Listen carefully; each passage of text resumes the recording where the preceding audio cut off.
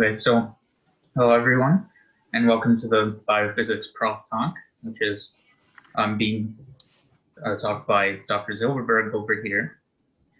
Um, so I just ask that you keep your mics muted until, and save your questions until the end, preferably, and we'll handle that from there. So I guess without further ado, I'll let Dr. Zylberberg take it away. Awesome, thanks. And thanks everyone for coming.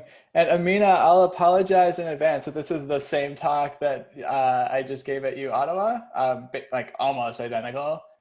So yeah, I think you were there. And if this is like duplicated, apologies for that.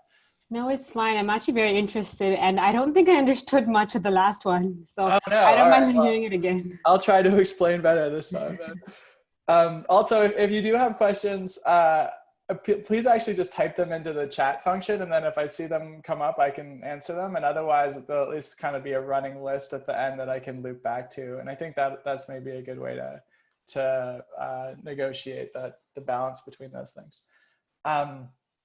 All right, well then, with that bit of preliminaries, we'll just dive in. Thanks for inviting me to come speak to you all. Let me share my screen. And hopefully confirm that you all can still see my screen. Yeah. Brilliant. Good. And you should see like some pictures and it says like learning visual representations or something. Yeah, exactly. All right, brilliant. Good. All right. Yeah. So thanks for the invite. It's fun to be here, especially, to have a chance to talk to students about research, which is something I don't get to do that often. I usually talk to, other old people about research or talk to students about like teaching stuff. So it's fun to get to kind of bridge between these. And the stuff I'm going to talk about today is kind of spans like a decade or something of my work, and it all revolves around this topic of visual representations and how they are learned. And so to make sense of that, I'm going to start by telling you what I mean by a visual representation, and then I'm going to talk about mechanisms of learning in the brain, and that'll sort of bring us from work, back from my PhD studies all the way to things that are hot off the press from the past few days and that we're going to publish soon, but are not yet published. All right, so what do I mean by a visual representation? Well, this painting here, showing this image of it by René Magritte, to me is a great kind of visual definition of what a representation is. And can you all see my cursor? Yes, I can see it. Brilliant. Okay, great. So I can point to stuff too. Thanks. So anyway, so this is a nice definition in a way of what I mean when I say representation. This painting here is an image of an object you probably recognize. The text below it says "Ceci n'est pas une pipe." In other words, this is not a pipe. And that's really the point that Magritte is making, is the physical artifact that he made. The object itself consists of paint on canvas, and it is not a pipe. At the same time, that object carries within it very much the concept of pipeness. And that's what we mean by a representation. It's a thing that conveys the information about some other thing without actually being that thing itself. And in my lab, we study the way visual information is represented in the brain. So things that happen in the outside world that you see, how does your brain represent those? And so the kinds of representations we need to look at are not necessarily made by paint on canvas, but rather by the activities of nerve cells in your eye or in your brain. Now, to look at the way those nerve cells represent visual information, we'll go back to an old experiment from one of my papers from several years ago now, where we patched an electrode onto the cell membrane of this thing here, shown filled with orange dye. This cell is something called a retinal ganglion cell from a mouse retina. And these are the cells that tell the brain what the eyes are seeing. You have about 1 million of these ganglion cells in each eye. Their axons, so the outputs from these cells, group together to form the optic nerve. That's this cable right here that carries information from the eyes into the brain. And so to see sort of the format in which that information is carried, we patched onto the cell that enabled us to measure the membrane potential, so the voltage across the cell membrane, as a function of time. And that's what's shown in this plot here. How do we attach an electrode to a cell membrane? Yeah, so that's a great question. Basically, what we do is we have a teeny tiny pipette, literally like a glass tube. And inside it is a little wire. And you nudge the pipette very carefully with a micro manipulator, nudge it up to the cell membrane, and then you apply a little bit of negative pressure. So you actually suck on it a little bit. And what that does is pulls the cell membrane into the pipette just a little bit, like a little bulge of it into the pipette, and forms a really tight seal around the edge of the pipette. And then depending on what kind of experiment you're doing, you either just sort of leave it like that, and your pipette being filled with a conductive solution, you've now got your recording electrode in good electrical contact with the cell, or you can keep applying a bit more negative pressure, suck a little bit harder on the pipette until the cell membrane ruptures just a little bit, and then you get your electrode in electrical contact with the interior of the cell. And so that's the basic mechanism of patching on to neurons, as it's called, and doing cell patch electrophysiology, which is what this whole experimental setup is referred to. So with that kind of setup, we were able to record this membrane potential over time. You notice it starts and is typically down near this value of negative 65 millivolts roughly. That's called the resting potential of the cell. And as the name implies, the cell kind of sits there around that rest potential until something happens. And at these two times in the experiment, around 1/2 second in and 1.5 seconds in, we flashed light onto the retina. And what that did is caused this ganglion cell to emit these big pulses of electricity. These are called action potentials or spikes. And it's these big depolarization events that actually propagate all the way along the cable that is the optic nerve and into the brain. So in a sense, the format in which the brain represents visual information is by these little electrical pulses called action potentials. Now, of course, your eyes contain about 1 million of these ganglion cells. And so the sort of representation is not just the sequence of spikes from one of these ganglion cells, but rather these like spatiotemporal patterns of action potentials across all of the ganglion cells in the retina. And this is data from an experiment on monkey retina, where each time one of these little circles flashes red, that's because the ganglion cell has spiked. So this is a visual depiction of the data from this experiment. Okay. Now, I've talked a bit about the representations in the eye. The same basic idea holds in the brain itself. And to show that, I'll show you some data from an experiment that's sort of shown as a cartoon here. They're not usually quite this cute, but the idea is like the same, which is that we'll have an animal, and the data I'll show you is from a monkey, watch some kind of movie. And while they do that, we'll record the spiking activity of neurons in their visual cortex with implanted electrodes. And visual cortex is sort of back here, where this blue pipette drawing is shown here at the back of the head. All right, and so these are what data look like from this type of experiment. Time goes this way. Each of these little blocks, when it shows up, shows the spiking of the cell that they're recording from. And in this experiment, they're repeating the same movie over and over again. So, and each repeat of the movie corresponds to one row on this plot.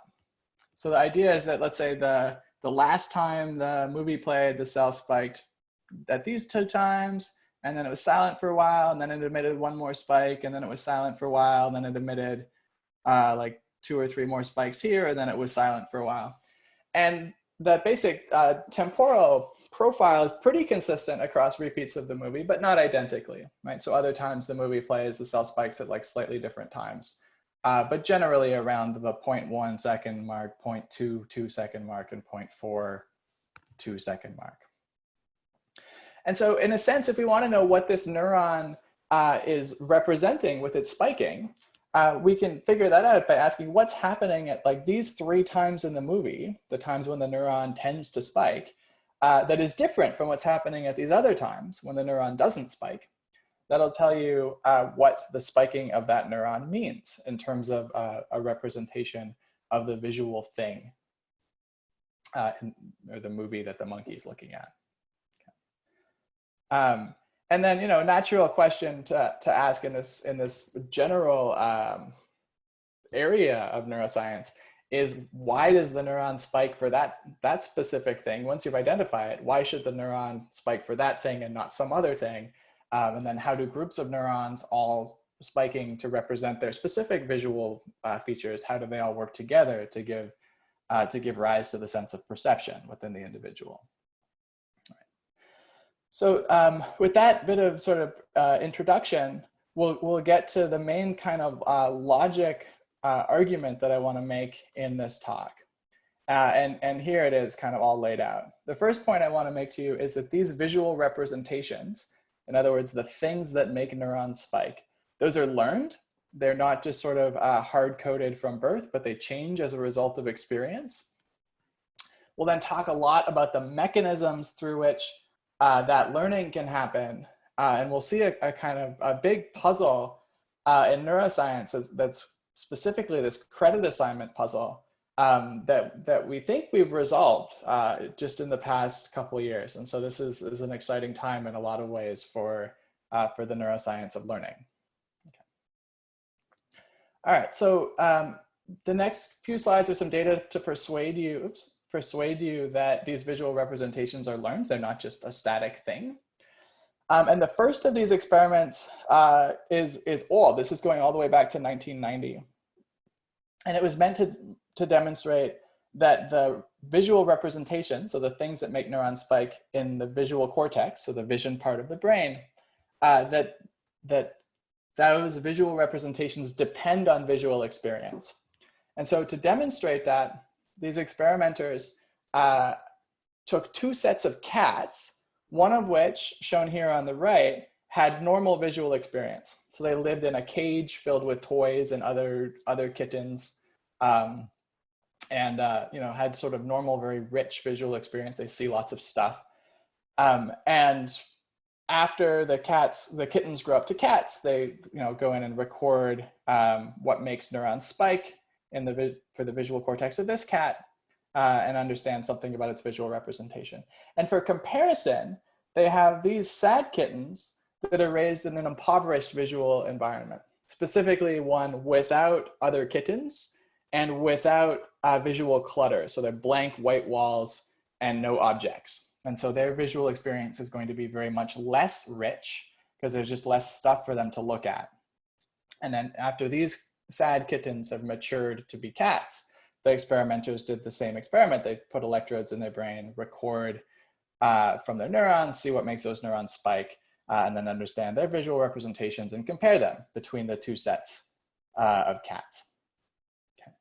So here's what some of those data look like. So this is just an example of some data from one neuron, in particular cell A26 from V1, which is primary visual cortex of the normal cat, so the one that got the rich visual experience.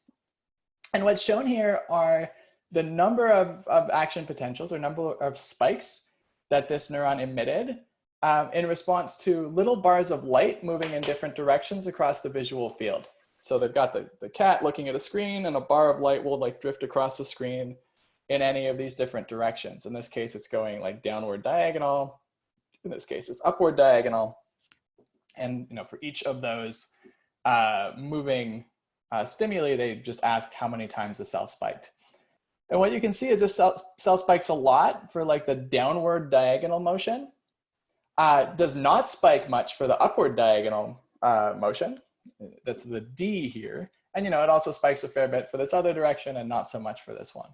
The point here is just that there's some specificity to the directions that cause the cell to spike a lot. So if it's representing something about motion, it's able to do just that.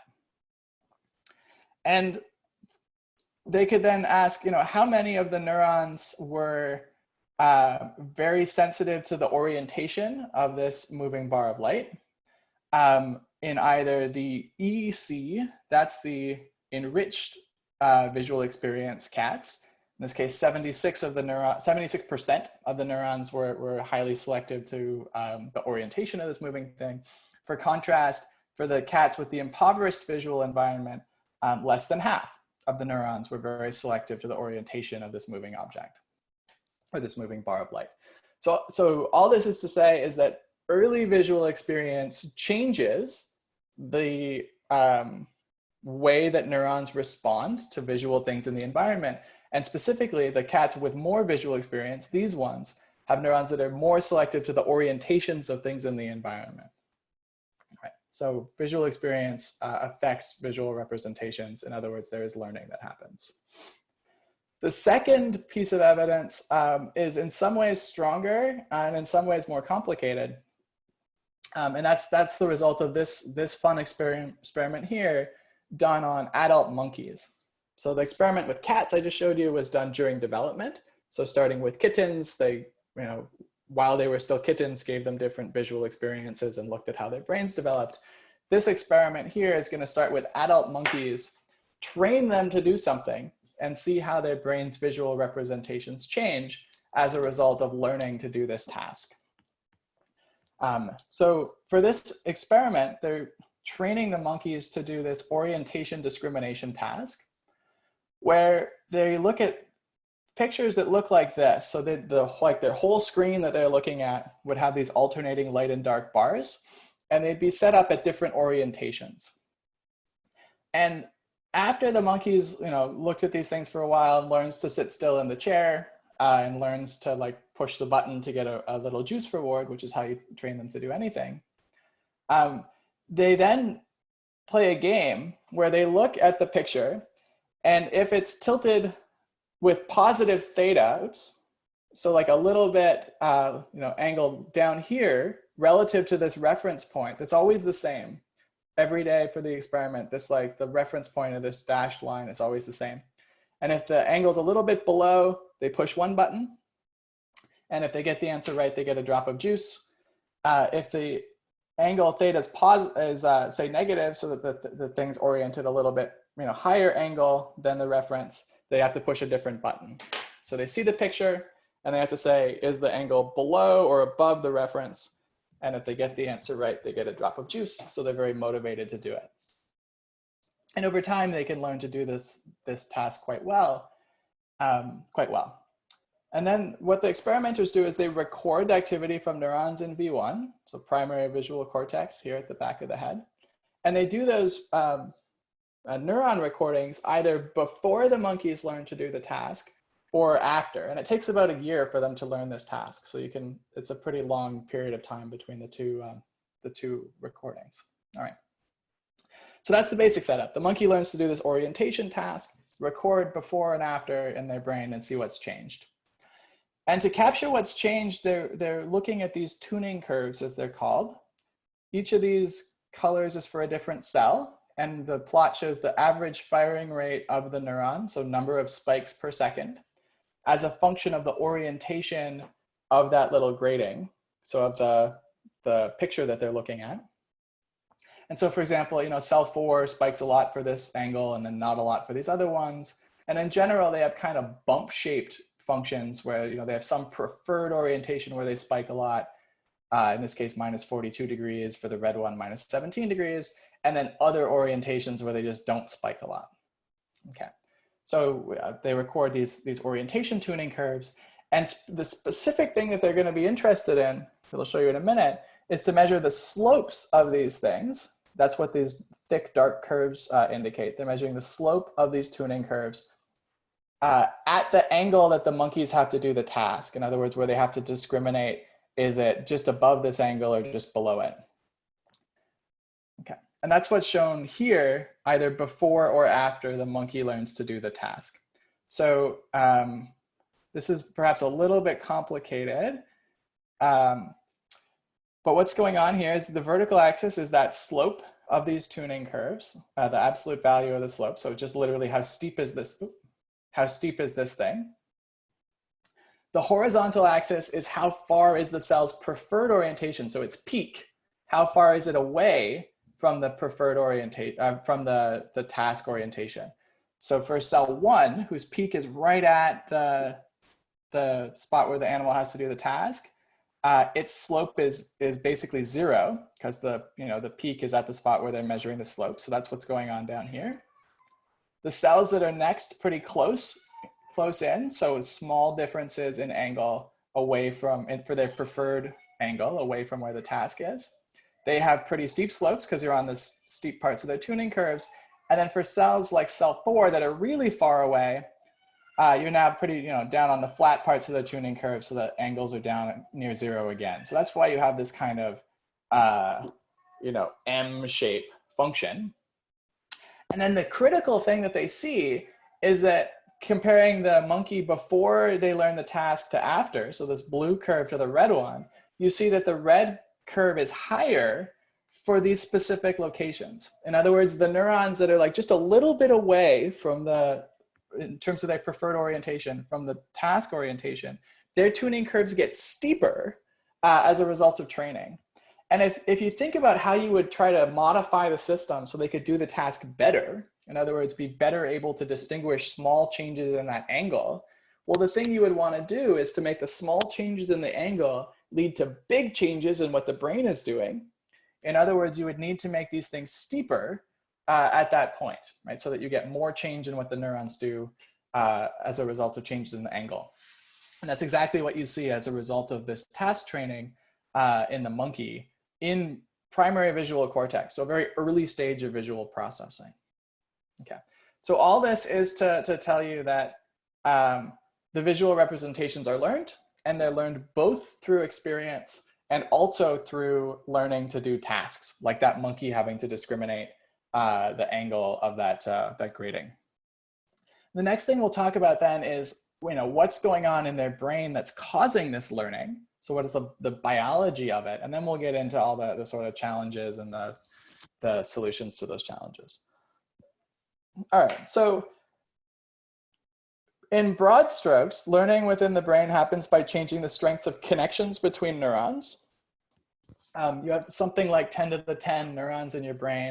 On average, each of them has 1,000 synaptic connections to other neurons. And so there are roughly 10 to the 14 different synapses in your brain. This is what they look like. So this is a neuron from the hippocampus of a rodent. I forget if it's a rat or a mouse. It's probably a mouse now that I think about it. But it doesn't matter. The same thing is true for any other animal you choose. Its cell body is here. You have all these branching processes sticking out of it called dendrites. Those are where the inputs come into the cell. And on those dendrites, there's these little sites called synapses, which is where information gets sent to this cell from other cells. And so if you change the strength of those synaptic connections, then you change the way this neuron responds to inputs that it gets from any other neuron. And as a result, you change what the brain is doing and hence learning, again, in broad strokes. Now, the puzzle that this brings up is one of information locality. The issue is that each of these synapses are getting changed. They're getting stronger or weaker in order to change what the brain's doing. And those changes are happening at specific sites, 10 to the 14 of these specific sites within the brain. And there's a few ways that the synapses can change in order to strengthen or weaken. For example, so this is a sort of cartoon of a synapse where this is the axon, so the output of one neuron. This is the dendrite of the other neuron that's receiving the signal. And what happens when a spike, like an action potential, a spike comes down the axon of this cell, is it triggers the release of some neurotransmitter. That's what this red stuff is. And then that neurotransmitter gets detected by these voltage-gated ion channels on the postsynaptic cell, so the one that's receiving the input. Now, you can change the effective strength of this connection in a couple ways. One of them is just to pack more neurotransmitters, so more glutamate or more GABA. Those are the two most common ones in your brain. Pack more neurotransmitter into each of these vesicles so that when the spike comes down, this cell just dumps out more neurotransmitter onto the downstream cell. That's one way to strengthen the synapse. The other way to strengthen it is just for the downstream cell, so the recipient one, to just add more of these receptors. And once you do that, then this second cell is going to respond more strongly to the neurotransmitter released by the presynaptic cell. Okay, so those are a couple of the like specific, physical mechanisms through which these individual sites, 10 to the 14 of them in your brain, can get stronger over time, and of course, they can get weaker through the converse, like reducing the number of the amount of neurotransmitter in each vesicle, or the number of vesicles, or reducing the number of these receptors. Okay. All right, so the mechanism of change is local, happens at each synapse, and yet somehow all of the synapses need to work together in order to make the brain as one single entity, one organ, work effectively. In other words, the monkey only gets to output one behavioral response for the task, say, I think the angle's big, or I think the angle's small. They don't get to output 10 to the 14 different answers from each of the 10 to the 14 synapses. So somehow the changes to each of these 10 to the 14 synapses need to work together such that the single thing that the monkey does gets better and not worse. Okay, and that's the main like information locality challenge behind learning is that, right, the learning happens at discrete locations. That means the information about what, that's required to carry out that change has to get there locally to each of these sites. And yet somehow all of those little local changes based on little local bits of information need to work together to make the brain better as an integrated whole and not worse. And so put another way, to restate the same problem, is how is the learning coordinated between all these different sites at which the plasticity actually takes place? In the specific example of like the monkey, we looked at the recordings here from this primary sensory area, so primary visual cortex V1 in black. We looked at data from that experiment. We saw the changes here that improved the behavioral responses of the monkey as they learned the task. And that requires then that, these primary sensory neurons, in order to change in the right way, they need to know about the result of the behavior, like whether the monkey got the right answer or not, so that they can know how to change in order to make it easier for the monkey to do the task. Okay, that's called the credit assignment problem.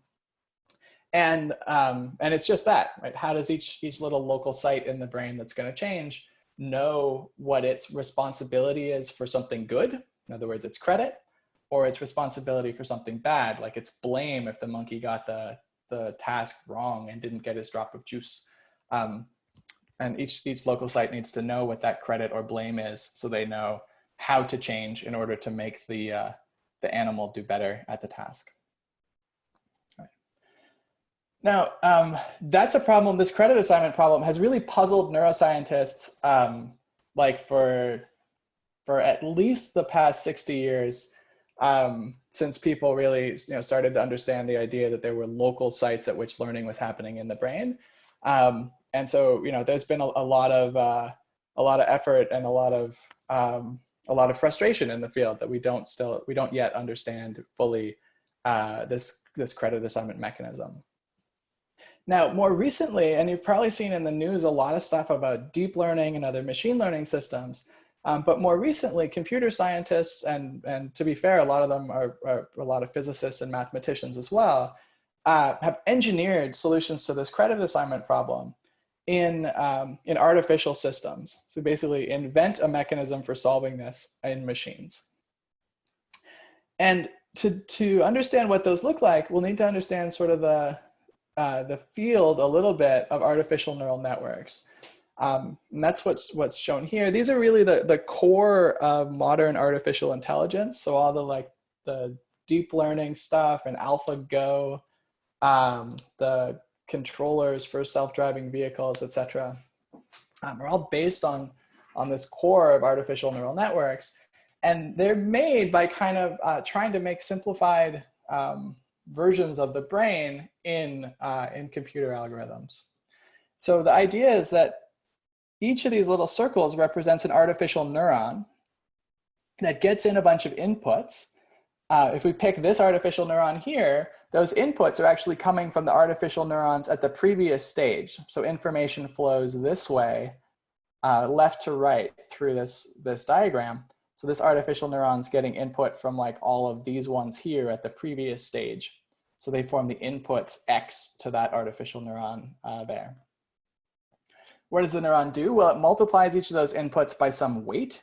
That's loosely analogous to the strength of the synapse that couples, let's say, this neuron to this one. The strength of that synapse would be described by a weight that would be, let's say, this one, telling you what the input gets multiplied by. And then the neuron adds up all of those weighted inputs and passes it through some nonlinearity to generate its output.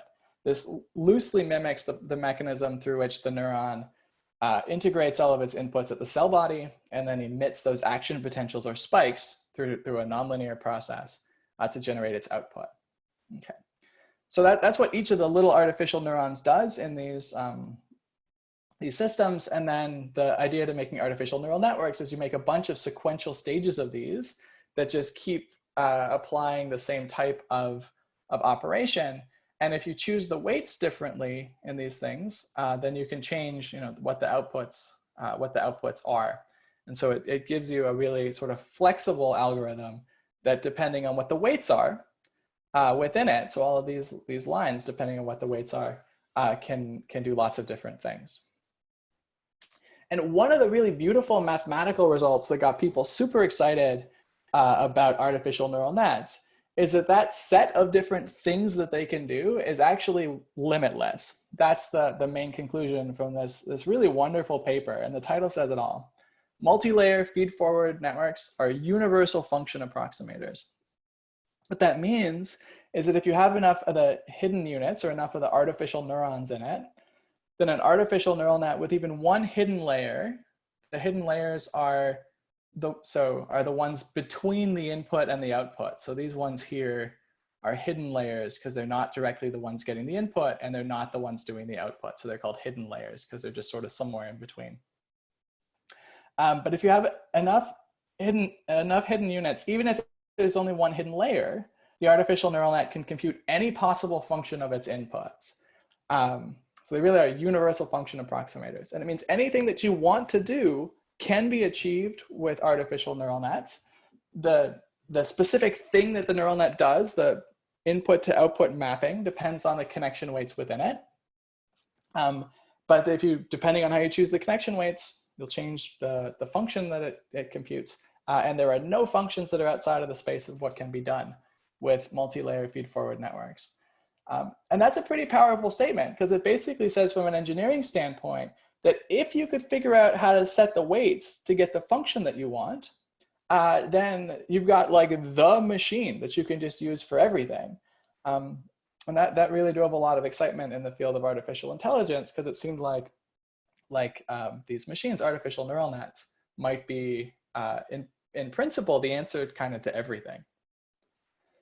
So how do you set those connection weights to do what you want? Well, this paper, and I'm not going to go through all the details, but this paper from 1986 from Jeff Hinton, these days is a professor at University of Toronto and also at Google Brain. And he's been at Toronto like forever. So he's sort of a local, although this paper was before he moved up here. But this paper describes the mechanism for getting those connection weights set so that the network does whatever function that you want. So how computationally intensive is using a neural net? The answer is that for like relatively small ones, not very. You probably have some in your phone that actually were made by Jeff Hinton and his group that would do things like turn your voice into text. If you ever speak into an Android phone to like respond to like a text message and you talk and then the phone like writes out in letters what you said, that's using a neural net from Jeff Hinton and his group here locally in Toronto. So they're not necessarily crazily computationally intensive in all cases, although once you make like sufficiently big neural nets to do like really complicated things, they often run on big clusters using using lots of GPUs, so graphics processing units. But yeah, they're simplest. You know, they can run on your phone for some applications. All right, but so this application called backpropagation of error is sort of the way to set the weights so that you get the function that you want. And the basic intuition is captured in this diagram. So again here, information is going to flow from left to right. So the inputs here are going to be X. Then we got some hidden units, H. They calculate some stuff, send it on to the next set of hidden units, H2. And they finally generate some output vector Y, which is the output of the whole system. And the idea is that if you know what the answer was supposed to be at the end here, so if you're supposed to get like some Y prime, that's the teacher, that is like the right answer that the teacher tells you, you're supposed to get Y prime. When you get your actual output Y, you just calculate the difference between them. So what was the difference between what I did versus what I should have done? And that's the error vector. And then you take that vector of errors and send it back down through these top-down feedback weights B. And as a result, you basically communicate to the neurons at all the different layers what their contribution is to the error. And the mathematics gets a little bit involved, but it's really just as straightforward as taking partial derivatives of the difference between Y and Y prime. So difference between what happened and what was supposed to happen. Partial derivatives of that difference with respect to all the weights in the network. And then saying that the change in each of the weights, the delta W, should be the negative of that partial derivative. In other words, the system should keep changing the weights so as to shrink the error. And that's what gives you this formula. And that's honestly, it's going to be a little surprising because this is an extremely famous paper. It's been cited probably 10 or 20,000 times since it was published. And at its core, it really comes down to taking a single partial derivative. Anyway, that's where this comes from. So what does this actually look like at its core? Well, the change to any one of these connection strengths depends on the input to that connection and depends on the output from the cell that the synapse is on. In other words, from the unit that connection goes to. And so these are two pieces of information that we know are going to be locally available even within the brain, if we want to use this as a theory of how the brain might learn. Every synapse, like with index ij, is definitely going to know its own input xi and its own output hj. So that's not a problem. The puzzle to understanding like learning with local mechanisms is how this error thing, this delta j, actually gets sent to every neuron to tell them what their contribution is to the system-wide error. And in backpropagation, the sort of mechanism engineered for artificial neural nets, the way that gets sent to every neuron is shown in this cartoon, where you take the error vector and send it down through these top-down feedback weights. So it's just that in these engineered systems, the top-down error signal, so error that goes back down in the opposite direction that information flows while the thing is operating normally, solves the credit assignment problem. In specific, like backprop, if you do those partial derivatives I talked about, you'd find that there's this weight symmetry issue where the B's, these things in sort of goldish color, are the transpose of the feed-forward weights W. And that's just sort of how the math works out. Okay, and so then armed with these two things, universal function approximators and an efficient way to set the weights so that they do what you want, you can really do like a lot of wonderful things, as we've seen in the news lately.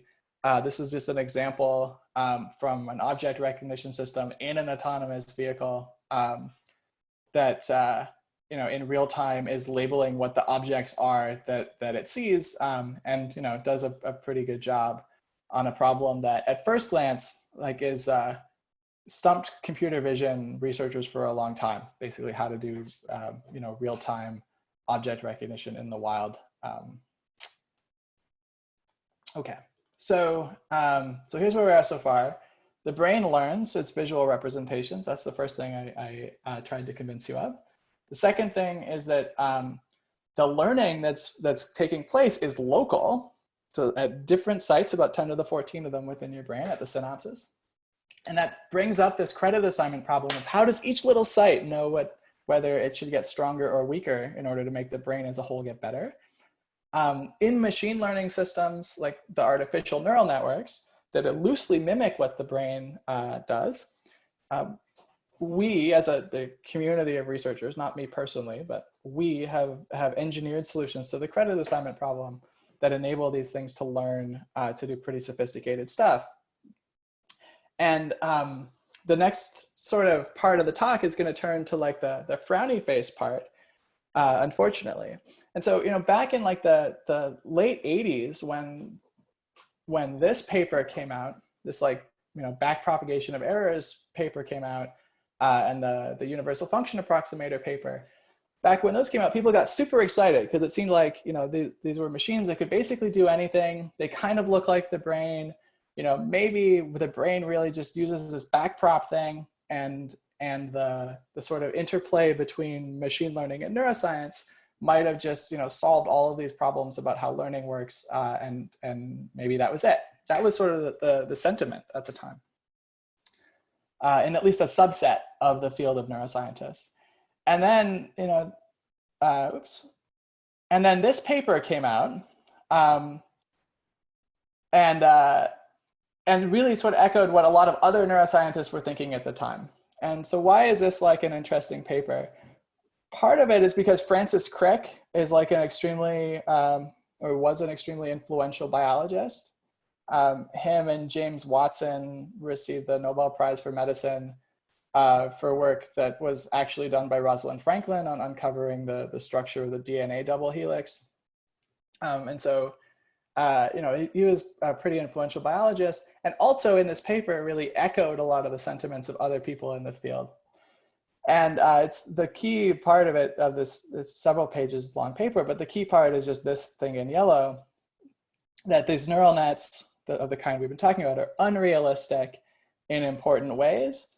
And the biggest issue that Crick and others have with the idea that the brain might do something like backpropagation to solve credit assignment, the biggest issue is this third factor in the learning rules, this delta, or the kind of top-down error signal that might tell each neuron what its contribution is to system-wide errors or successes. So Crick and a lot of other people, I should say, but yeah, Crick and a lot of people did not think that the brain would have something like this delta obtained by taking errors and sending them top down through the brain. All right, now, based on those kind of ideas, the idea that the brain probably didn't have this top-down error type signal, so these deltas, a lot of people, myself included, spend a lot of time instead asking, you know, what kinds of problems could we solve in like theoretically with two-factor learning rules? So what if the changes to the strength of each synapse just depended on the input to that synapse and its output? What kind of stuff could we do? Because we for sure know that this information is present at every synapse in the brain. And so we sort of focused for a while on this narrower problem of what could be done with two-factor learning rules. And I'm not going to go into too much details, but we like solved a bunch of stuff. This is like one paper from me and Jason and Mike DeWeese, and then another one from Paul King and me and Mike DeWeese on like, you know, little model neural circuits with different architectures that like do things in all cases using two-factor learning rules like this one. And, you know, people, right, so two-factor learning rules like the ones in the SailNet, or the EINet is this other thing that we made. We showed that those are good enough for learning in non-hierarchical networks. So basically ones that don't have like multiple sequential stages of processing, but just have one like undifferentiated mass of stuff. Then the two-factor learning rules actually turn out to be good enough, which is kind of cool. But once you have the hierarchical ones, so multiple sequential layers, then these two-factor rules that we were working with don't suffice anymore, because they don't let you understand the error propagation between those layers. That's the big thing that's missing with the two-factor learning rules. Nonetheless, there's like nice things from like an engineering standpoint. There's nice things that you can do with the two-factor rules. Like for example, the work from this group at UMichigan. They built my SailNet model. This was part of my PhD thesis, was to make the SailNet algorithm. They built it on a chip. This is a picture of their chip so that they could like dump it in robots, and the robots would like learn through experience the same way my brain model does, how to process visual information. And the key thing is just that like two-factor rule being so local means that you can have all of the learning on the chip, so the chip itself learns over time, be really parallel. And that's because at each of those little connections, the updates only depend on information that's already there. And so you don't need to like coordinate stuff all across the chip. And it makes it easier to implement on-chip learning. Okay, so we got sent down collectively this path of looking at two-factor rules by people like Francis Crick, who objected to the idea that the brain might have three-factor rules. That's at least useful for technology, but in hindsight may have actually been counterproductive scientifically. And that's it. More recently, a lot of data has emerged to suggest that these three-factor rules might have been right all along, or at least might have been reasonable all along. That's what I'll tell you in this next chunk of the talk, is that the three-factor rules are probably not as crazy as we thought. And then I'll show you in the end of the talk some data from some experiments that me and some friends have been doing, showing what sure looks like three-factor rules in action in the brain. So all this is to say that like I was probably wrong when I did my PhD thesis worrying about two-factor rules. And Francis Crick was definitely wrong, first of all, in stealing the credit for Rosalind Franklin's work, but then also for sort of shutting down the studies of three-factor learning rules in neuroscience. All right, so what are the data that tell us that the three-factor rules are maybe not crazy? Well, the first is a bunch of really nice anatomy studies, mostly by Matthew Larkham and his group in Switzerland, showing that the brain actually has a dedicated top-down feedback pathway. In other words, there are lots of connections carrying information from late stages of sensory processing back to the early ones. Just that. And conveniently for us, and this will facilitate our experiments later on, but conveniently, the top-down feedback is physically separate on every nerve cell from the bottom-up input. This is a picture of something called a pyramid cell. 80% of the neurons in your brain's cortex are these pyramidal cells. They're called that because the cell bodies look like little pyramids. Sticking out of the top of each of them are these apical dendrites, big long dendrite that extends up to the surface of the brain. This is what a bunch of them look like in the brain of a mouse. They extend up to the surface of the brain where they branch out. And then this is where these branching dendrites receive the top-down feedback from all the different sort of later stages of processing. And then, those signals can propagate just along this little cable down to the cell body where they can control learning on all the synapses kind of everywhere within the cell. So the anatomy of the brain definitely seems to support something like the three-factor learning rule, because there's a top-down feedback pathway that could send the error signals. The second big discovery is a theory discovery from Tim Lillicrap, who is now and has been for years, one of the group leaders at Google DeepMind in London, and actually was one of the drivers behind the AlphaGo project that you've probably seen in the news a bit. But this theory work of his, I think, was extremely insightful. And what he did is he said, all right, well, we know in backprop you need to have this top-down feedback matrix B. They have to be the transpose of the W's. And that seems like a problem for biology because these are actually different connections. Like the B is a connection from a neuron up here to a neuron down there. In other words, that connection is going to live on the apical dendrite, like somewhere up here. For contrast, the W's are a connection from this neuron up to the next one. So this is going to be a connection from this cell's axon to the basal dendrites of this cell. So they're at like very different locations from each other, the synapses that are the W's and the ones that are the B's. And if that weight symmetry requirement was going to be satisfied by the brain, it would have to keep them symmetric. So if you somehow changed a connection from here up to here, you would also have to change by the same amount the connection from the top back down.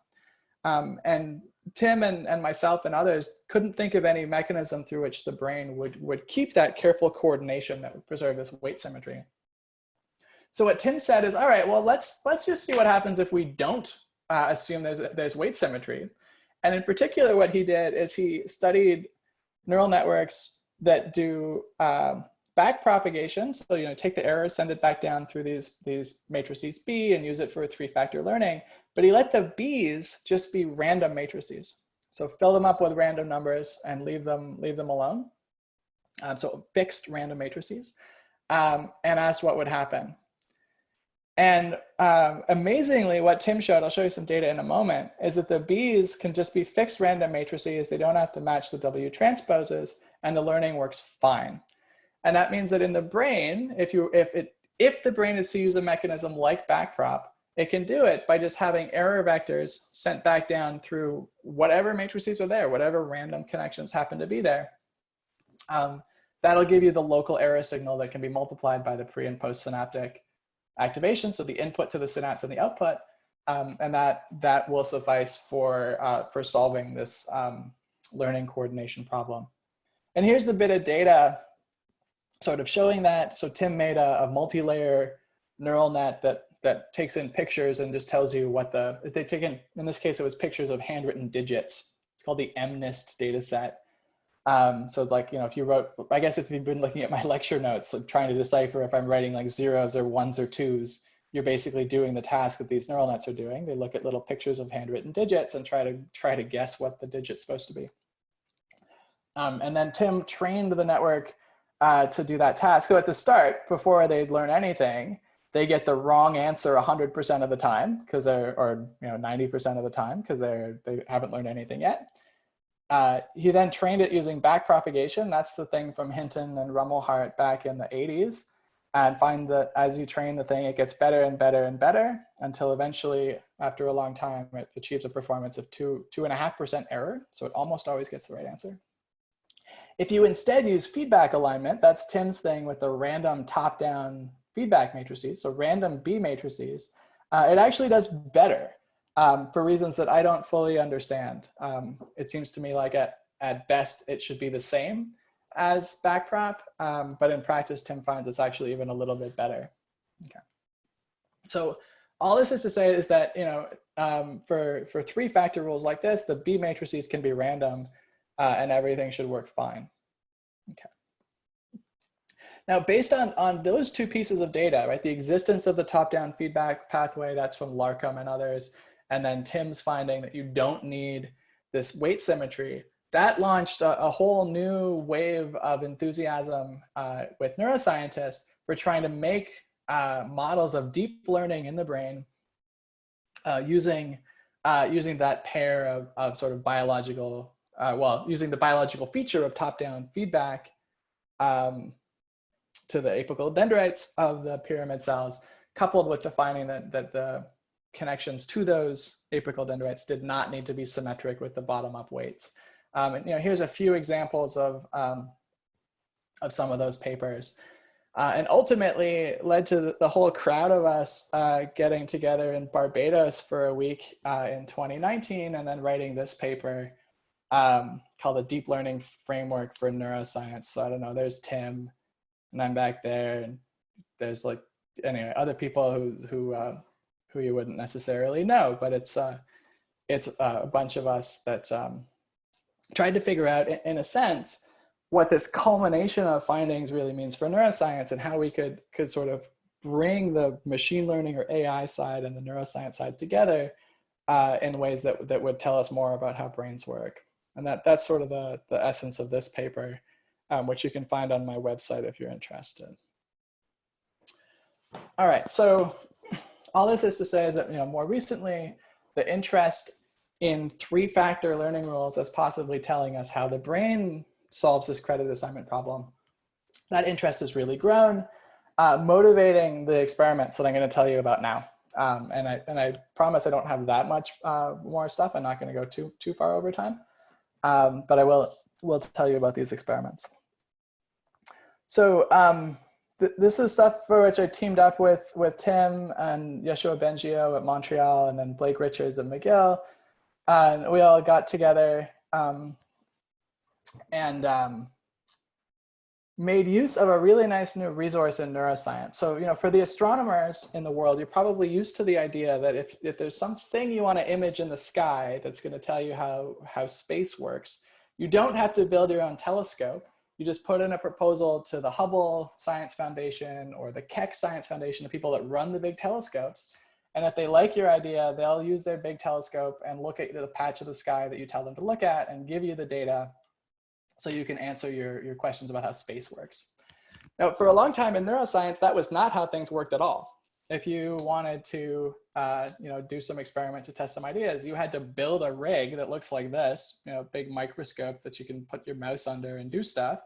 That's a problem because the experiments are extremely expensive. Like the facilities to do these experiments are several $1 million, and they need people that are really adept at the microscopy to actually do them. And so it created this sort of friction where the theory ideas weren't really being tested that efficiently. A couple of years ago, the Allen Institute for Brain Science, these folks in Seattle, they launched this program called OpenScope, or as part of their brain observatory. And the idea was to push more to the astronomy model of things. So they opened up call for proposals for like theorists like me and Blake and Tim and Yeshua and whoever else to put in proposals for like what experiments they should do. And then they would pick the ones they liked, do the experiments and send the data to the theorists. And then just like the astronomy model, we could figure out whether our models were right or not. So after that, call came out, the four of us, me and Blake and Tim and Yeshua, designed a bunch of experiments that would try to test whether the brain actually used these 3-factor learning rules. The Allen Institute liked our proposal, so they did the experiments for us.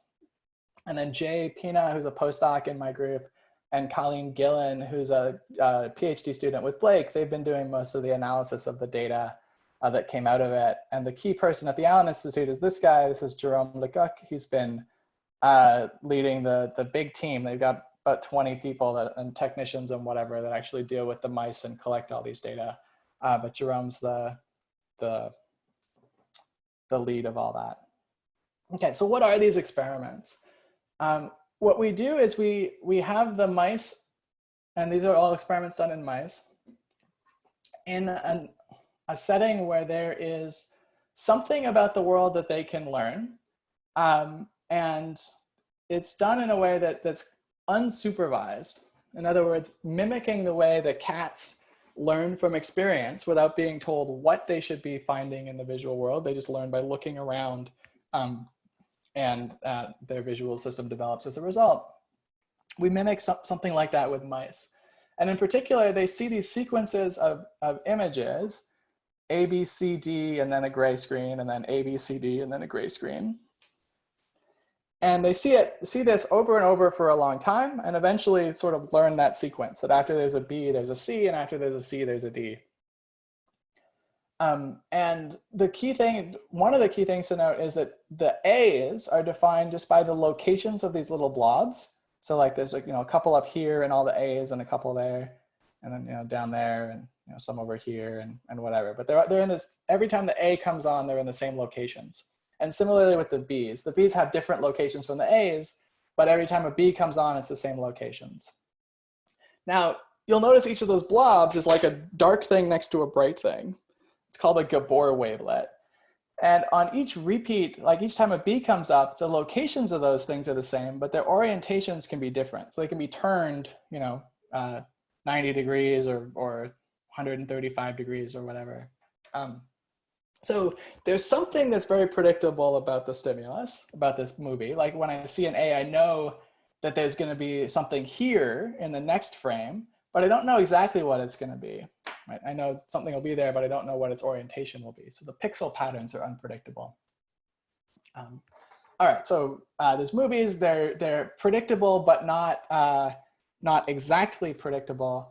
And the mice see these movies for about a week before the experiments start. So this is the habituation. It's okay. So after, maybe I'll tell you a bit about the experiments first. We take genetically modified mice they're modified such that the neurons in their brain express a calcium indicator, so a protein that fluoresces when calcium rushes into the neurons.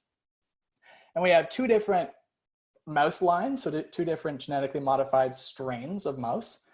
In one of them, the layer 2-3 pyramid cells express this calcium indicator called GCAMP. In the other mouse line, it's the layer 5 pyramid cells that express this, this calcium indicator. And they're called layer 5 just because their cell body lives down in layer 5 of the cortex, or they're called layer 2-3 because their cell bodies live in layers 2 and 3 of the cortex.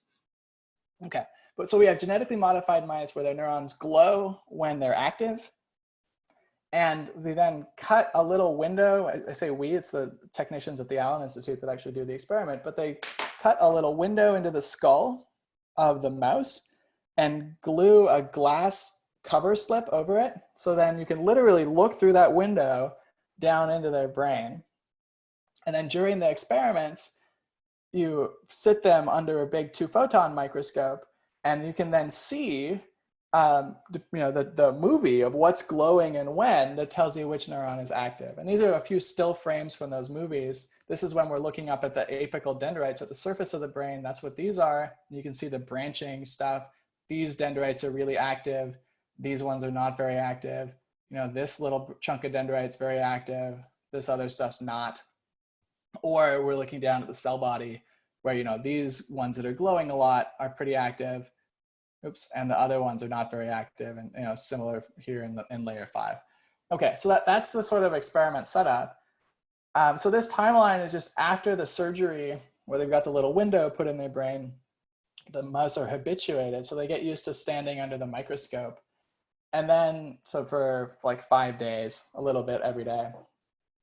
And then for the next 6 days, they do the same thing. They come in and they just like sit under the microscope and they watch this movie for like an hour. That's just ABCD gray over and over and over again. And they get pretty used to it after a while. If you look like in the early days, when well, I'll tell you more about this later, but anyway, so they get used to it. And then what we do is during the experimental days 1, 2, and 3, where we're actually recording what their brain is doing, we show them the same sequences. So say ABCD gray, ABCD gray, ABCD gray, and then ABCE gray. And so we drop in unexpected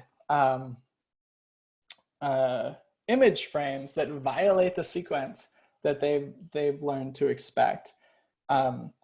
And you know, the E's are just like, you know, some new set of locations for the Gabor wavelets, and they're always orientations that are orthogonal to the C that preceded them, whereas in the other repeats, the orientations would be consistent. So if you say A, B, C, D, everything's kind of at the same angle throughout that repeat. So once you see C, you know that you're going to see, you know, the locations for D's and at about the same angle that you just saw the C. Whereas during these like unexpected event times, we give them orientations of things that are orthogonal to what they expect, and then, you know, randomized locations that are different from what they should be expecting.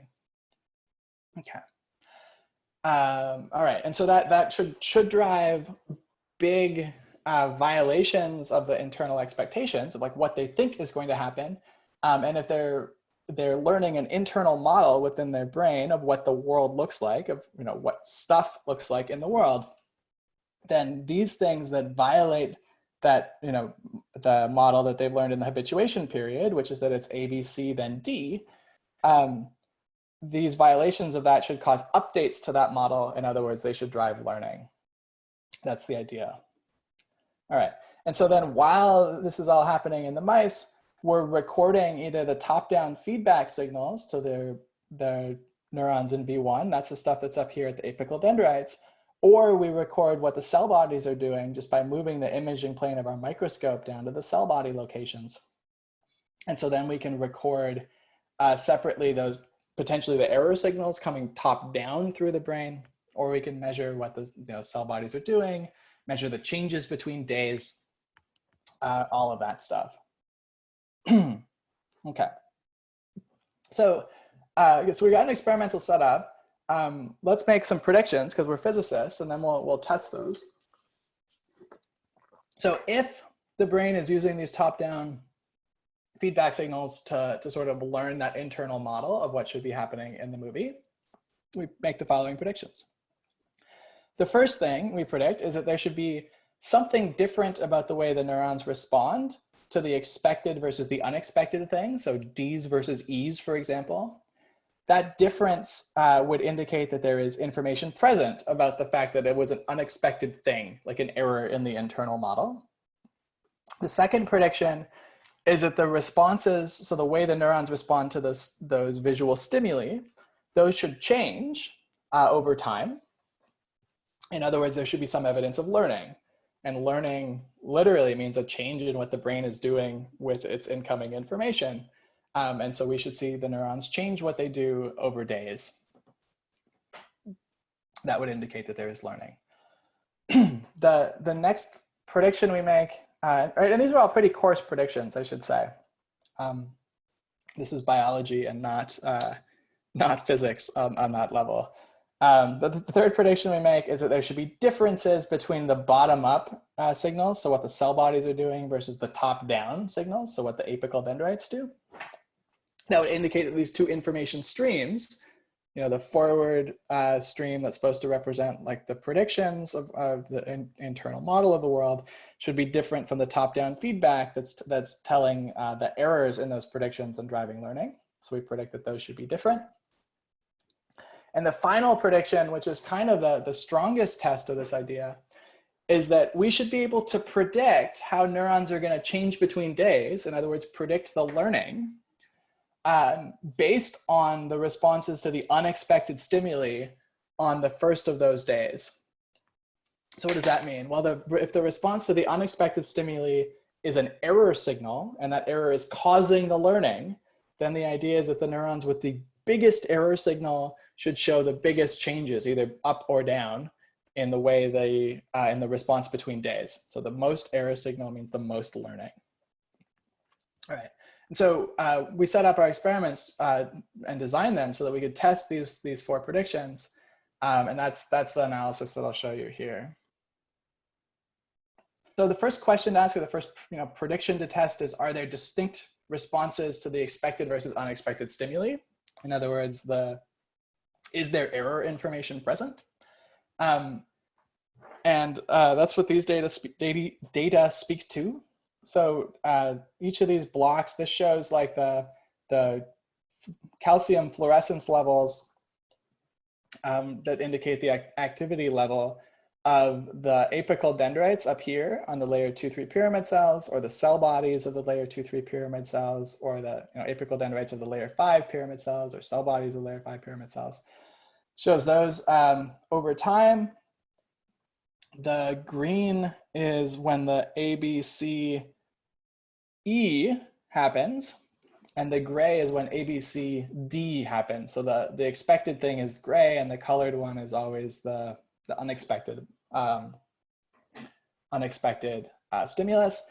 And then we show it for day 1, 2, and 3, because we've done 3 different days of recording in each of these mice. So the first thing to note is just that, especially on the later days here, or the earlier days for layer 5 pyramid cells, the colored lines are above the gray ones. So there really is a difference between the way the neurons are responding systematically. To the E's, you tend to get more activation than to the D's. And then we can quantify that if we want this. So this is just the difference between the unexpected versus expected. That's what's shown here.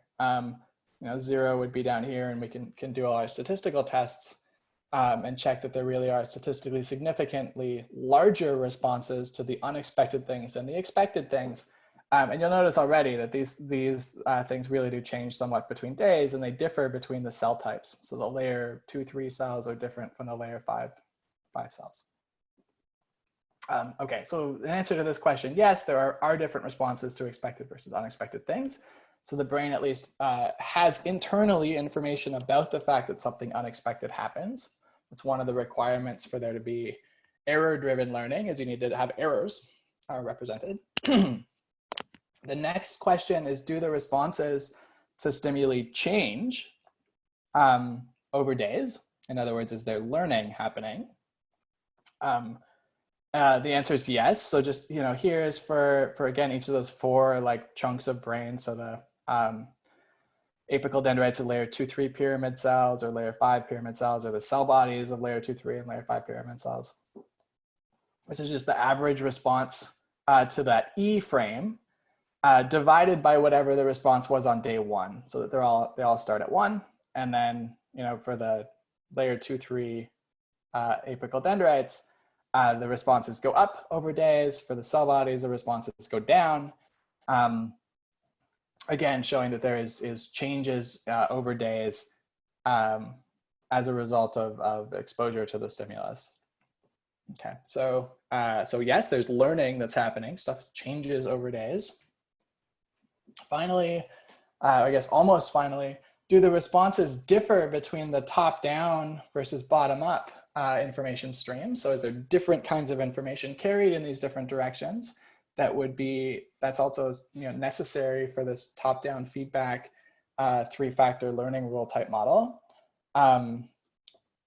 The answer there is yes, and you can see it pretty easily by picking either the layer 2-3 or the layer 5 cells, and noticing that over days the cell body responses go down, the apical dendrite responses go up substantially, telling you that they really are doing something different. And then the final question is, can we predict, based on which neurons have the strongest error signals or unexpected event signals, which ones are going to change the most between days? And this analysis is the one that's taken us the past like 8 months to do. And that's because to do this, we have to be able to identify the same neuron in every day's microscope images. That might not sound super hard, but it is. We have this field of view for this day's recording. There's usually about 100 neurons that are there. And then we go back the next day, you put the mouse under the microscope, and the brain has shifted a little bit between days. It's deformed a little bit between days. It also pulses a little bit as their heart beats. So even during the experiment, there's a little bit of motion. And so being able to line up like this neuron on day 1 with the same neuron on day 2 is kind of a hard image processing problem. You can sort of do it because, well, the reason you can do it is because there's some landmarks, like there's blood vessels and stuff that you can see, and you kind of line those up. We've written a bunch of computer code to do this because we can't do it manually because we have these data for dozens of mice, and so it's too many terabytes of data to do it by hand. But anyway, aligning like which neuron is which day to day was pretty hard. And then even harder than that is doing it for the little dendritic branches. So these are sub-micron sized processes that, again, we have to be able to line up exactly over the 3 different days, even as the brain has shifted around and deformed a little bit between the days. And so getting the image processing set up to do that alignment was really hard. And that's the part that Jay Pina in my group has really has led. But the outcome of all of that, which doesn't look like much here, but again, it's really a pretty big technical achievement, is that for individual dendrite segments up here, or for individual cell bodies, we can track over the 3 different days of our experiment their responses to the unexpected or the expected stimuli. And what's shown here is just, well, this formula. It's the average response of that particular neuron to the unexpected stimulus minus its average response to expected stimuli divided by their variance. This is a measure that tells you effectively how well you could discriminate whether it's expected or unexpected event based on the neuron's response.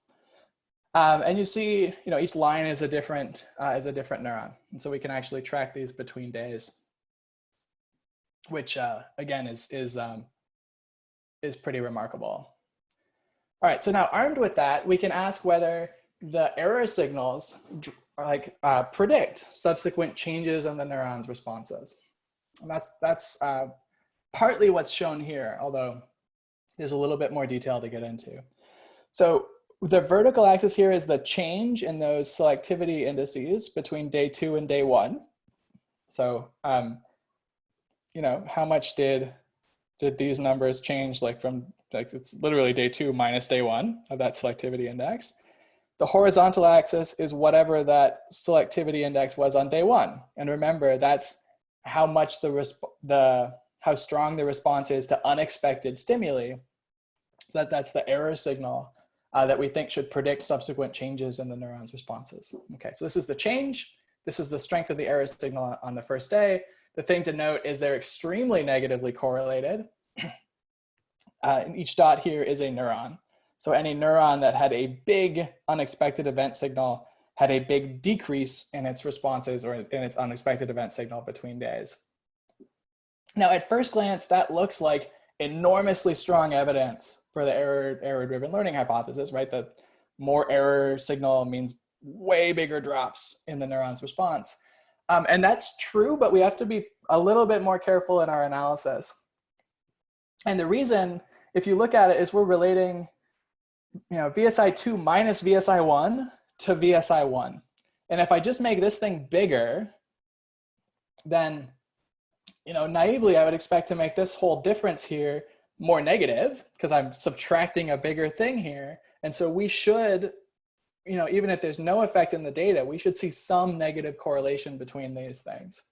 So for that reason, we had to do some careful statistics to be sure that we're actually seeing real correlations and not ones that are spurious, just because of the fact that, like, we're subtracting this thing off and comparing it here. And the way you do this is we make a bunch of fake data. That's what this null distribution is in blue.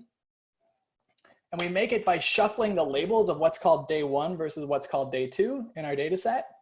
And then we do this whole analysis on it and get the correlation coefficient. And this is the distribution of those correlation coefficients, where we've shuffled up what's called day 2 versus day 1. And we see in general negative correlations. And the most negative of them, of the like 10,000 that we looked at, was like minus 0.9. And the real data are down here at minus 0.95, substantially lower than anything that's possible under the null distribution. And so it's this difference here that's the really strong evidence for the error-driven learning. You know, again, this scatter plot looks suggestive, but you need to be really careful about the statistics in these things. And ultimately, it's this comparison with the null distribution that tells us that we're seeing the error-driven learning. The next plots I'll show you just sort of summarize this difference here. It's the correlation for the actual data minus the mean of the null distribution. That's the row null. And then just normalized to live between -1 and 1. And so this summarizes it all for the different, you know, parts of the brain, and day 2 versus day 3 and whatever. So like layer 2, 3 dendrites, cell bodies, layer 5 dendrites and cell bodies, day 1 to day 2 changes, or day 2 to day 3. The key thing is we see those excess correlations are strongly negative for changes from day 1 to day 2 at the cell bodies. They actually, interestingly, are significantly positive, although small in magnitude, for the apical dendrites, the top-down feedback pathway between days 2 and day 3. Okay, so to summarize this, the cell bodies that had the biggest error responses on day 1 had the biggest drops in those error responses between days 1 and 2, in other words, the most learning. And the dendrites, apical dendrites, that had the biggest error responses on day 2 had the biggest gains in their error responses between days 2 and 3. So, you know, can we predict which neurons are going to change the most based on their error signals? Yes. In other words, do we see evidence for error-driven learning? The answer is yes. Okay. So to summarize the whole talk, the key problem we're trying to solve is this one of locality of learning in the brain. How does every synapse know what its contribution is to system-wide errors? In the engineering world, computer science world, with artificial neural networks, we've collectively engineered solutions to this problem that involve taking the errors at the output, sending them back down through the network hierarchy to communicate those errors to every individual unit, thus solving the locality problem. Based on the successes on the machine learning side, we hypothesized the brain might do the same thing. We then set out to measure the top-down feedback signals. So what should be the error signals going to apical dendrites. separately measure what the cell bodies were doing, and test the 4 key predictions of the error-driven learning hypothesis. We did that with this in vivo 2-photon microscopy in a whole bunch of genetically modified mice. These are experiments we did in Seattle with the Brain Observatory from the Allen Institute for Brain Science. This is what some of our data looked like, you might recall, and we found evidence for the four predictions that we started with of this error-driven learning theory. All right, and so I'll wrap it up there and thank really Jay, who did a lot of the really hard work on the image alignment for this analysis. Colleen and I have been working on this from the beginning of like programming the stimuli and analyzing all these data. Yeah, they really did most of the like hands-on work, and then the kind of I don't know, project direction leadership stuff is me and Blake and Tim and Yoshua, and then Jerome and his team actually collected all these data. So glad to take any more questions, and yeah, thanks for your attention. I have a question on experiments with the cats. For the cats in the blank white room, was there a study to see what would happen if the cats were introduced to the happy room with the other cats were in? If so, what were the results?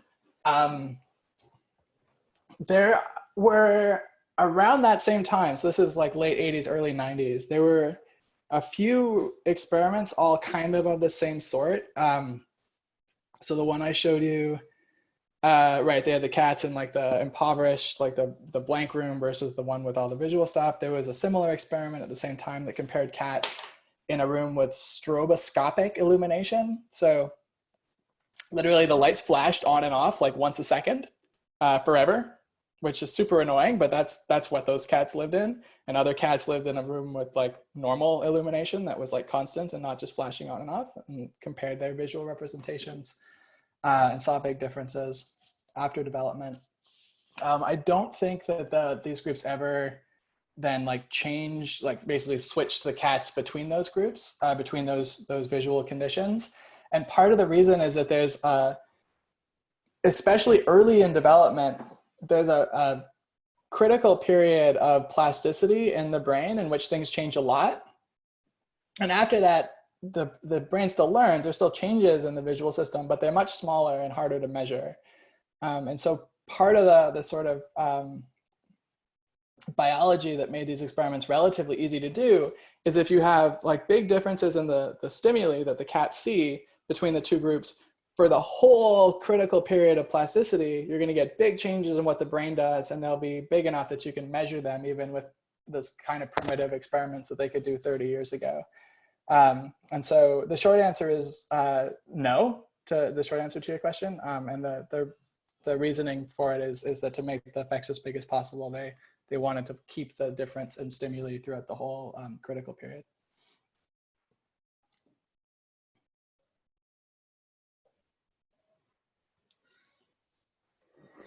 I've got a question as well. Yeah, go ahead, and then I'll get to your question, Darren. Oh, I didn't see this. Well, first of all, thanks a lot for the talk. It was very interesting. So I guess like on top of what you just answered to Elham, is there, I guess after development, is there a point in time where like, you know, this process of learning just doesn't happen anymore, or is it always happening? It's the second thing. Learning never stops. It does slow down and get harder effectively as you age. And you might have noticed the same thing if, for example, maybe, well, I'll use myself as an example. I speak English and French. I learned when I was really little how to speak French from speaking with my grandmother, who is from the Wallonie, this French-speaking part of Belgium. And I don't remember it being hard at all to learn to talk to her. I basically just, you know, was exposed to her talking, and we'd start talking, and so I speak French reasonably well. In my 20s, I tried to learn how to speak Spanish because we were spending some time in Spain, and I tried to learn to speak Italian because we were spending some time in Italy. That worked, like, you know, I could pick up a few words and talk to people, but it was difficult. I tried to learn to speak Greek because we spent some time in Greece, and that was like a complete non-starter. Could never really learn to speak Greek at all. The same when I was in Japan. I cannot speak Japanese to do much except for like thank people and apologize for how awkward I am. Why is that? Well, there is some critical period to language learning that in humans is relatively early, and it's a lot easier for children to pick up new languages than adults. That's not to say that it's impossible. I have learned some language as an adult. If I was willing to really buckle down and put in the effort, I'm sure I could keep improving and getting better, but it's not as effortless as it was for infants. So, and that same message behind that anecdote generalizes to effectively to the whole brain. You do still learn stuff throughout your life, but during these early critical periods of development, it is easier to learn stuff. Okay, that's interesting because that's funny because I took a linguistics course over the summer, and we talked about that exact same thing, that there is, I forgot what the term was, but I think it was, I'm not sure if it was like fetal children or something else, but we talked about like these children that had been isolated, like I guess this is kind of similar to the cat thing, like isolated from a young age, and for like, I guess this entire development period. And then afterwards, obviously that's a really terrible situation, but afterwards they weren't capable of picking up like a mother tongue. So I guess that's why I was wondering, maybe these like different things are like these faculties, these learning faculties are slightly different, but that's interesting. Thank you. Yeah, my guess is that, there's what am I getting at? It's a quantitative spectrum between something being like harder versus impossible. Like if it's enough harder, it looks to be impossible. And probably the language acquisition for those who didn't have any early exposure would fit that bill. It's like, gets harder when you're older, and if it's enough harder, then it's just not going to happen, basically. To answer your question, Darren, are people still doing research into AI/machine learning? Yes, tens of thousands of people, most of whom are extremely well paid. If yes, are they physicists or computer scientists? Yes, there are lots of physicists and lots of computer scientists and lots of mathematicians in this field. Probably of my PhD class, there were about 40 of us that started at the same time at Berkeley doing physics PhDs. About half of us are still doing some kind of academic physics, and the other half, so the other 20 people, probably 10 of them are still in the Bay Area working on machine learning and AI for various companies. The other 10 basically went into finance doing like predictive modeling for hedge funds. So anyway, there are tons of physicists working in machine learning and AI. The reason that physicists are useful in this space is because you're pretty good at applied mathematics, reasoning like what partial derivatives are. You're good with differential equations and linear algebra, and good at simplifying things until you can actually make progress. And that's exactly the kinds of skills that you need to do good work in AI/machine learning.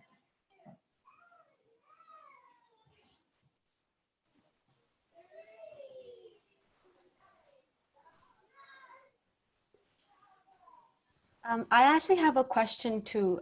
There are two, but they're very related. Please, yeah. I wanted to ask, what motivated you to pick the layer 2 and the layer 5 synapses? And why are the results so different? Does it mean like the deeper you go into our brain, the less learning it's doing? Sort of. So why did we pick these two? This picture. Yeah, okay, this picture will probably show. Why did we pick these? Basically, the first answer is that, I should probably share my screen again. The first answer is that we didn't know which, if any, of these layers of the cortex was going to display error-driven learning. And we wanted to increase our chances of being able to see it if it was there. So instead of just picking layer 2-3 cells or just picking layer 5 cells, we split up our experimental time and picked both, so we could kind of double our chances of seeing these effects.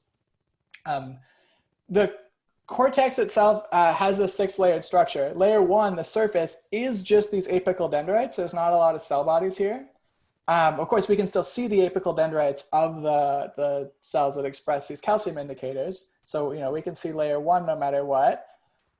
We picked a mouse line where we had, cell bodies in layer 2, 3. The other one in layer 5.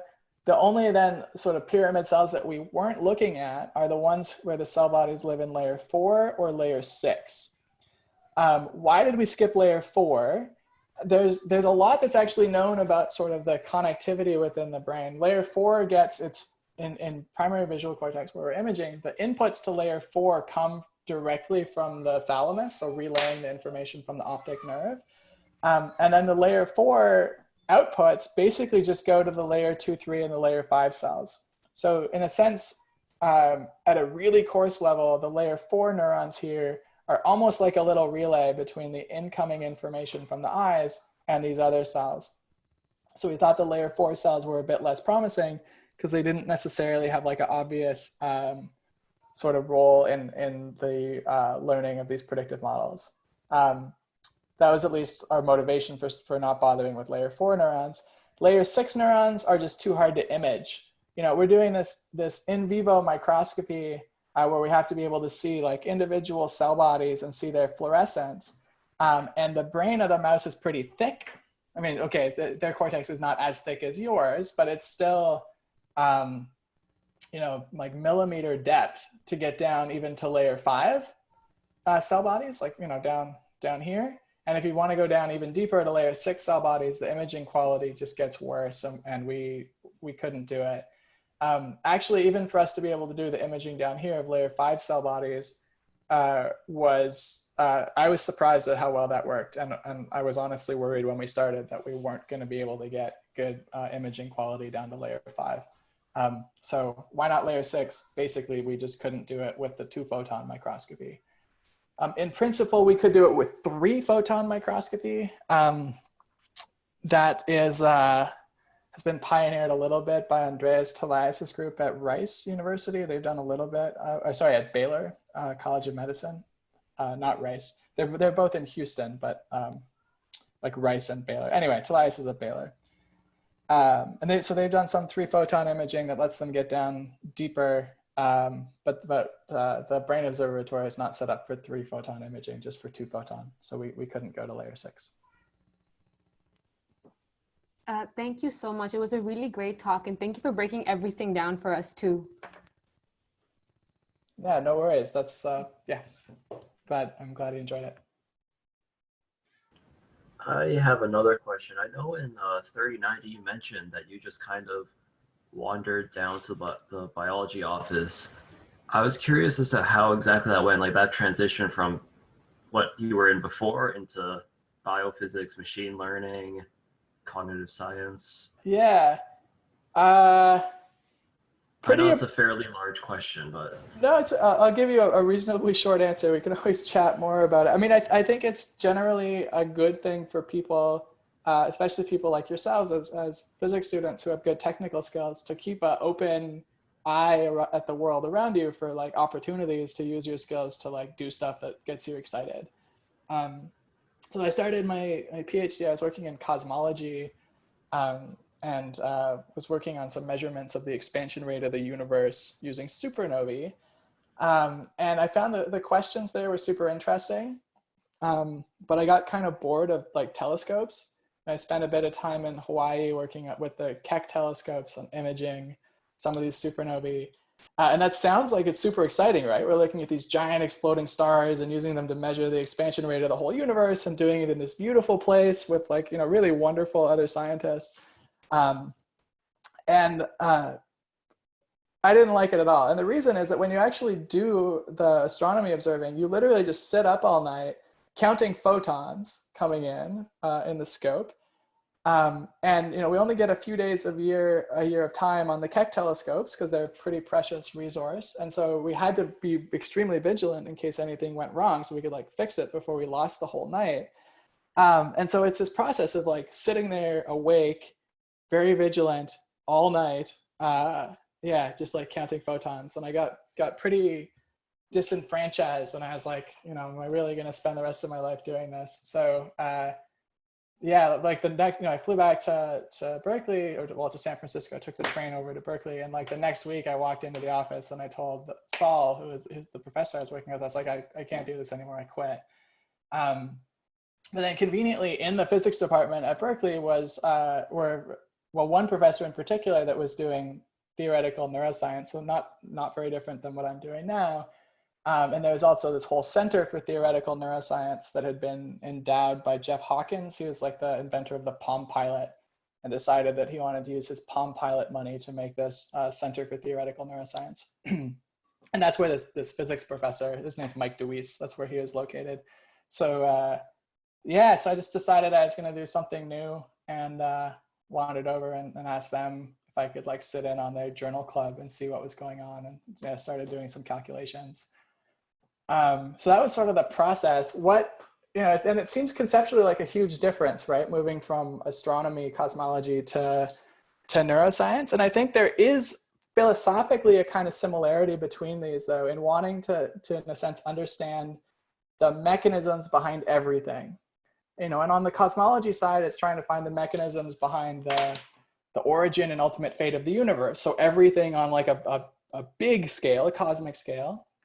The neuroscience side has the same flavor, but the everything is on the internal scale. It's all of the things that happen within your brain that let you think about the world and sense the world and interact with the world.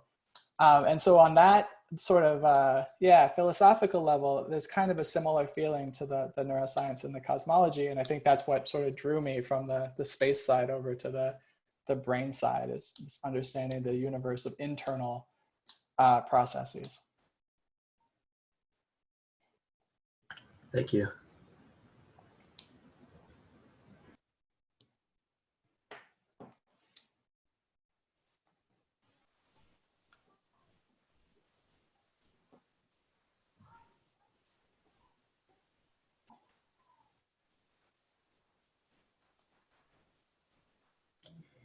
Are there any more questions at all? I guess. I mean, if not, I did have like another random question, maybe Sure. more of a boring question, but I'm just wondering if you have a separate team that's actually carrying out the experiment for you and doing the microscopy experiments and stuff. Mm-hmm. When you go ahead to write your paper, then how do you how exactly do you describe that other part? Do you know what I'm saying? Just wondering, like, I guess from a yeah. So in astronomy, this is like fairly well set up, and that the experimenters, like the people actually like running the telescope, are not typically authors on the papers. They sometimes write their own publications about like the new telescope that they made and calibrating it and whatever.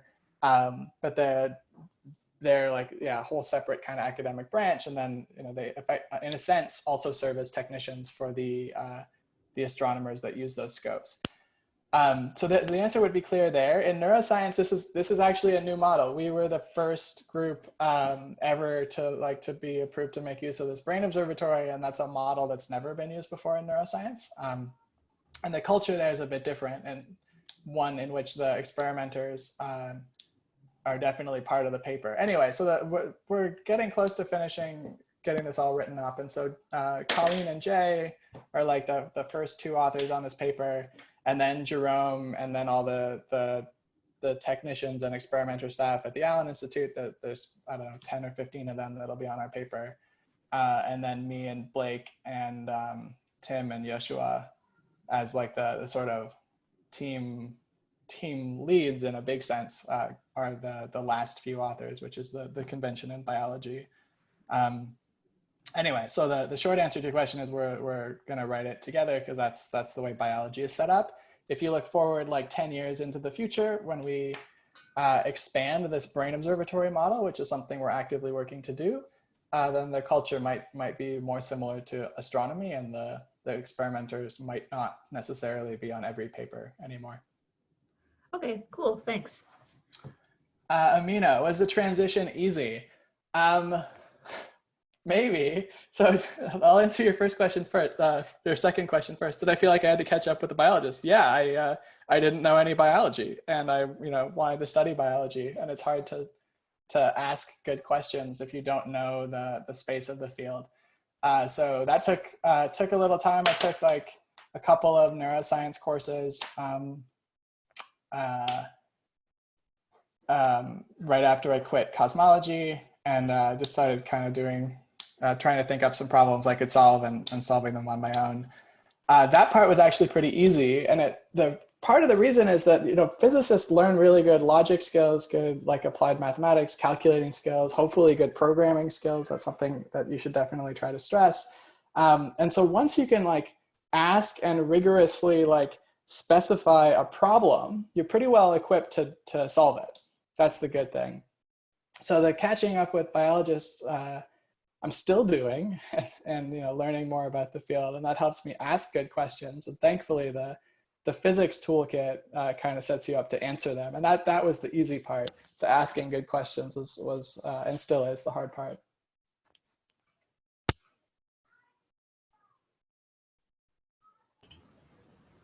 I had another question.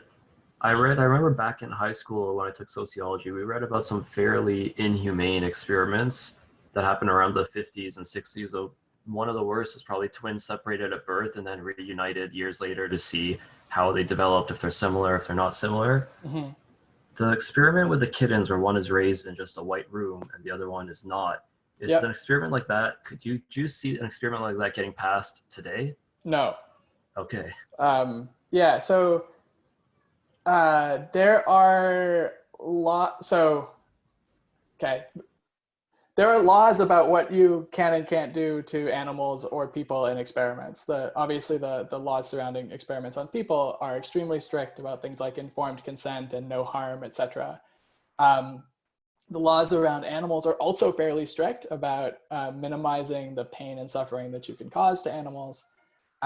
Every university or institute like the Allen Institute has an internal review committee that looks over every proposed experiment and asks, is the harm being done to the animals strictly necessary for the science?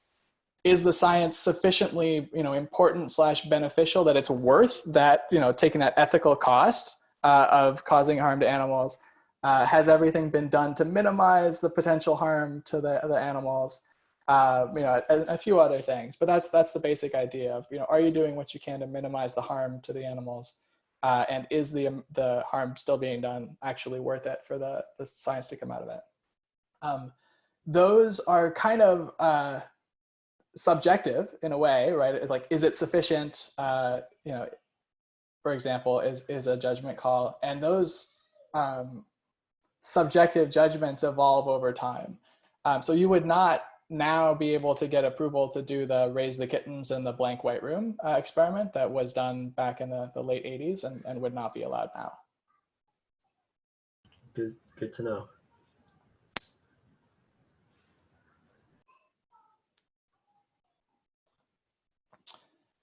Yeah, and then monkey research has also is even more towards the human end of the spectrum in terms of how tightly controlled it is. So experiments that you might be allowed to do on mice, you often will not be allowed to do with monkeys. For sort of natural reasons, we collectively feel more sympathy for monkeys than for rodents. All right, I'm happy to take like a couple more questions and then to go have some dinner. But this has been a fun conversation so far.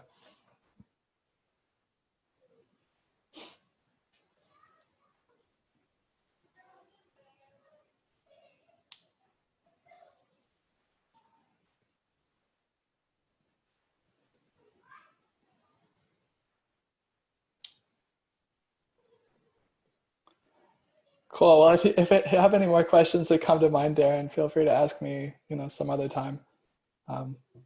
Same goes for all of you, of course. You know where to find me, and yeah, you know where to find me.